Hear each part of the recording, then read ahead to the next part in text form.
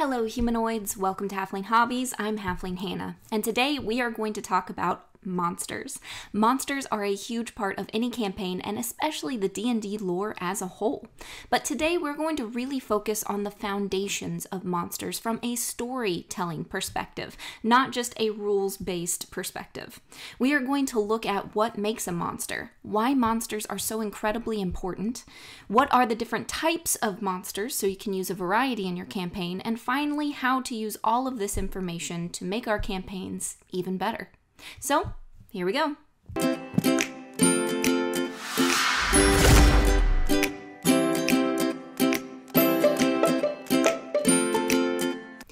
Alright, humanoids, so let's focus on the most foundational piece, and that is, what makes a monster? A monster is simply described as something that is ugly, frightening, clearly non-human, or lacking in human qualities. This is a creature that creates a very visceral reaction, whether that be fear or disgust. It is something that we are not familiar with, something that goes against norms, whether they be cultural or expected in some way. The question is, does this mean that a human cannot be a monster since, as a human, they have human qualities? Actually, humans can in fact be monsters because there are more human qualities than simply that which is physical. So while you can have a monster that is physically deformed in some way, you can also have a monster that is lacking normal human qualities, such as the emotions of empathy, love, forgiveness, things of that nature. Anything that becomes twisted and warped to become something that is no longer human. So with this definition, there's a pretty broad range of things that can be a monster. They don't simply have to be something that is completely unknown or out of our world like Cthulhu. It can be that person who is lacking all empathy for humans. And we often associate these types of people as monsters throughout history. So the next question is, why are monsters so important in storytelling? Well, there are a few reasons. The very first we can start with is psychological. Carl Jung, who is a well-known educational psychologist, has this theory that monsters actually come from the shadow aspects of our own personalities. We, as a human race, assign these monstrous qualities to monsters so that we can deal with them outside of ourselves.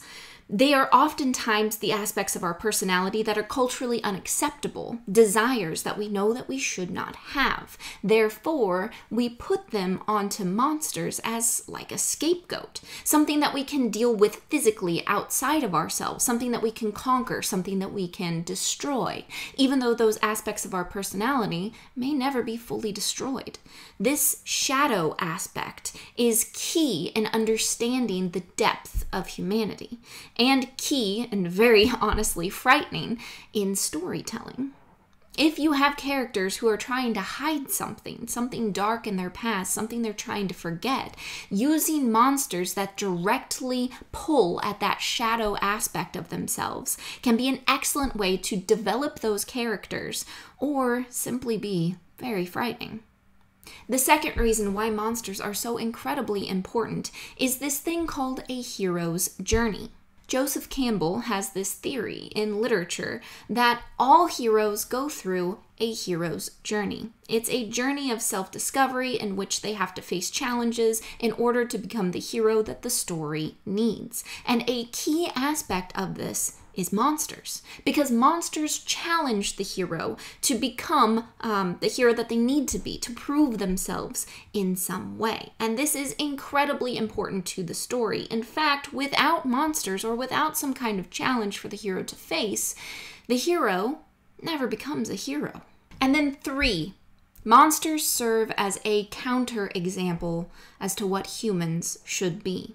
Often in storytelling, you'll see this especially in children's literature. You'll see that the monster is the one doing things that we think humans should not do. Counterexamples are very important culturally and historically, and in literature you can see them a lot, especially in early literature where monsters are simply just monsters. Which leads us to our next question. What are the types of monsters in storytelling?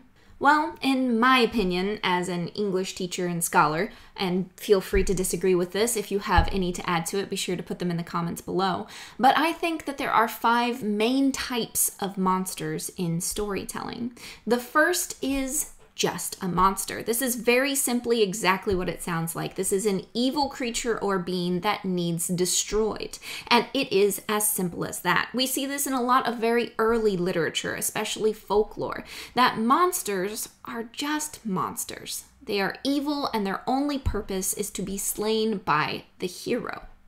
Now, this may seem very simplistic, but it's also very good. It's been a storytelling technique for a very long time. However, if this is the only type of monster you have, especially in a long campaign, it can get very boring very quickly and lend itself to murder hoboing. So let's look at the other 4 types to spice up your campaign a little bit. The next one is doesn't look the part. These are the monsters who, when you look at them, are very clearly monsters. They are evil, but they don't look the part, and you may not know it right away. For some reason, the best example of this I can think of is the bunny from Monty Python. When Tim leads King Arthur and his men to the monster guarding the cave, and it's this little bunny, and he's like, don't be fooled. This is an evil monster. It's got teeth like, right? And then they get close. They don't believe him. They get close, and the bunny like destroys everyone. It's that kind of monster. Another great example of this is a lot of the professors of the dark arts in Harry Potter. Professor Quill, Professor Umbridge. These are monstrous people who don't particularly look monstrous at first. It's not until later that their true qualities come out. Another good example I like to use is Frollo from The Hunchback of Notre Dame. That whole movie is a beautiful example of monsters in storytelling because the one who is said to be the monster and looked at as the monster by everyone is not actually the monster. Which leads us to our next type, doesn't play the part. Maybe the monster isn't really a monster at all. Perhaps they are misunderstood. Perhaps they simply look like a monster, but they're not. Think Elephant Man, right? The Hunchback of Notre Dame. They lack some human aspects, which was our original definition for monster. They look the part. However, they are not actually monstrous. They're more human than the other villains that they face.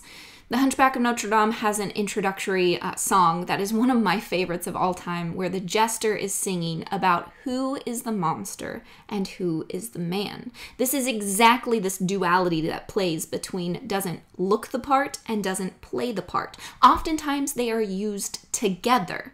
One sets up the other to be the monster, when in reality, they're the monster, like Frollo and the Hunchback of Notre Dame, Quasimodo. Another great example of this is any of the professors of the dark arts, any of them, and Snape. Snape is set up to look like the bad guy, like the monster, but it turns out in the end, spoiler alert, he isn't. This is an excellent technique in storytelling because just because something looks the part and you've been told that they are a monster doesn't make them one. And looks aren't everything. They can be very deceiving. And using these, especially together in tandem, is an excellent way to keep your players on their toes and have them ask more questions instead of just murdering everything that they see on sight that doesn't look quite human. The next type of monster is one of my personal favorites, and that is not just a monster.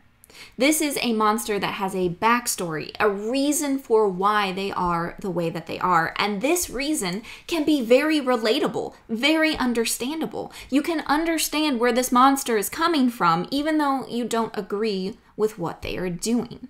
Some key examples of this would be like Gollum from Lord of the Rings. He is very pitiable because of what has happened to him through really no fault of his own. Yes, did he have some negative qualities to begin with? Sure, but the ring brought all of those out. Another example in literature of this is Mr. Hyde or Frankenstein's monster. Frankenstein's monster especially gets a bad rap. He did not start out evil. He was simply created and tried to understand his purpose. And because of the cruelty of Dr. Frankenstein, he became the monster that Frankenstein saw him as. It's really a very sad story. It's not scary at all, really. It's just very sad. You should totally read it. If you haven't read it, this is your English teacher telling you today, read it. It's very short, it's fantastic, and will give you an excellent grasp of these idea of monsters. The pitiable monster and also the doesn't look the part, because in that story, Dr. Frankenstein is the real monster. Honestly, this type of monster to me is the most terrifying, because if you can empathize with the monster, then that means that there's just a little bit of monstrosity in you as well. And it feeds into that psychology of shadow aspects and understanding where someone is coming from, even if you don't agree with them. And these can really mess with your players. This is where moral dilemmas come in and reasoning, and you can get a really juicy story out of this type of monster, way more so than your just a monsters that you throw in just to have an encounter. And then finally, number 5, we have the intelligent monster. This is what you normally think of when you think of your big, bad endgame boss. This is your Strahd von Zarovich. This is your Professor Moriarty. This is the one who has a plan. They're highly intelligent, and they have a plan and a master idea of what they want. Usually. However, I challenge this because I don't think that you have to just have a super smart planning out monster here. You can also have a monster who is more beast-like, but very intelligent, avoids being captured, uses unintelligent monsters, kind of like their foot soldiers. Those pair very well together. You have monsters like Predator, who doesn't necessarily have a big plan. He has a drive, and that drive is to hunt. And he is an intelligent monster because he has a set of morals, basically. He doesn't kill women and children. He doesn't kill those who cannot defend themselves and that don't pose a threat. You have to have a higher level of intelligence in order to have rules and morals like this. Some other monsters that are more beast-like that clearly fit into this category would be a lot of the dragons in D&D. Now, I would argue that white dragons are a little lower on that, tending towards the just a monster, because they are so beast-like. But for the most part, dragons are very intelligent creatures, and they fit into this. You would also have monsters like the velociraptors from Jurassic Park. They're very smart and intelligent about what they do. They attack in coordinated formations. It makes them an intelligent monster to try and outwit and beat. So remember, while your big bad in-game boss may be one of these incredibly smart monsters who has a big in-game and big end plan, it could also simply be a more bestial-like monster who simply wants to breed or to feed or to hunt. It's more of an instinct than anything else, but they're very smart about the way they go about that. Either one would be fantastic. So now let's talk about the how. How do we implement these different types of monsters? Well, the just a monster is pretty easy, and the reason for using it, pretty straightforward. These are going to be a challenge to your players. They are going to grow them. They are going to give them experience. Then they are going to provide that challenge on their hero's journey. You should have these sprinkled throughout your campaign in a lot of different places, in a lot of different ways. And I'm not going to really focus on that because that's the one that DMs usually are most comfortable with. Let's move on to the doesn't look the part and doesn't play the part. These are going to be most useful when you want to challenge your player's perspective of their world. You want to challenge their alignment, maybe. This would be great if you have a player who is very lawfully good. They have a strict set of codes, perhaps a cleric or a paladin, and in their order they have someone that they really look up to. And this person has told them that another monster is responsible for what is going on in the area. But it turns out it's actually them. This is a great way to challenge your player's perspective of what they know to be real and what they know to be true. Also very useful if you're struggling with some murder hobos. Throw in a monster that doesn't play the part, that looks like a monster, and they slay it and they find out, oops, actually that was a very good person that you just brutally murdered, and have some consequences for that. And if they have any sense of morality at all as people, then that should stop the murder hoboing. Otherwise, they might need therapy.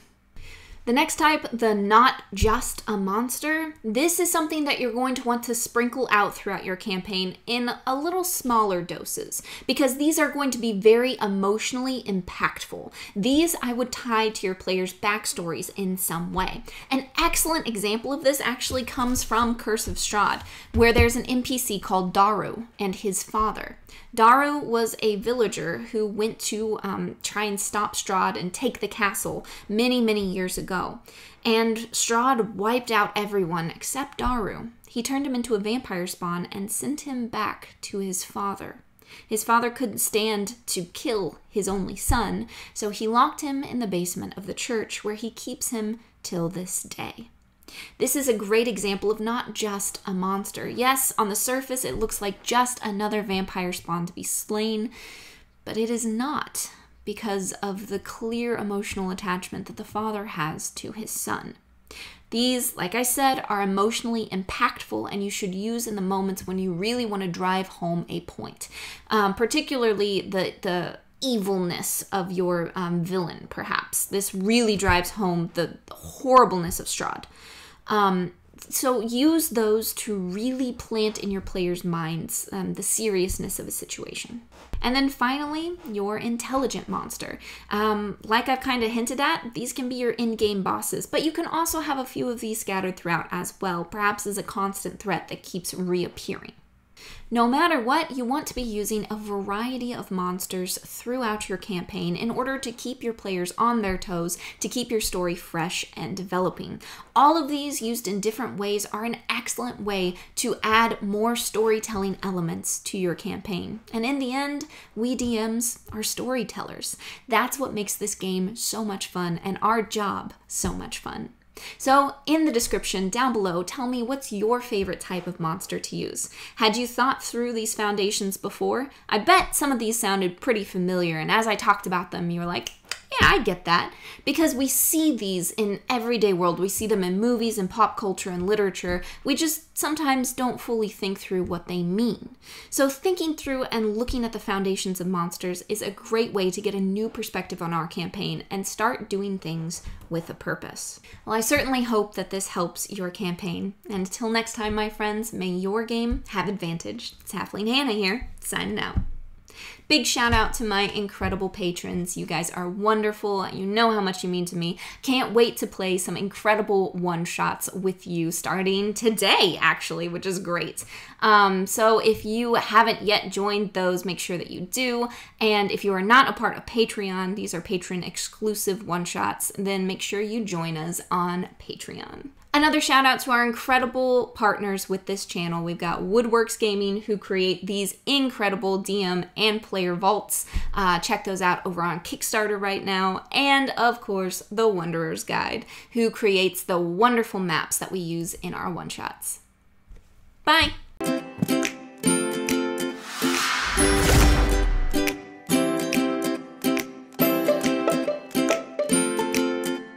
Who is the monster and who is the man?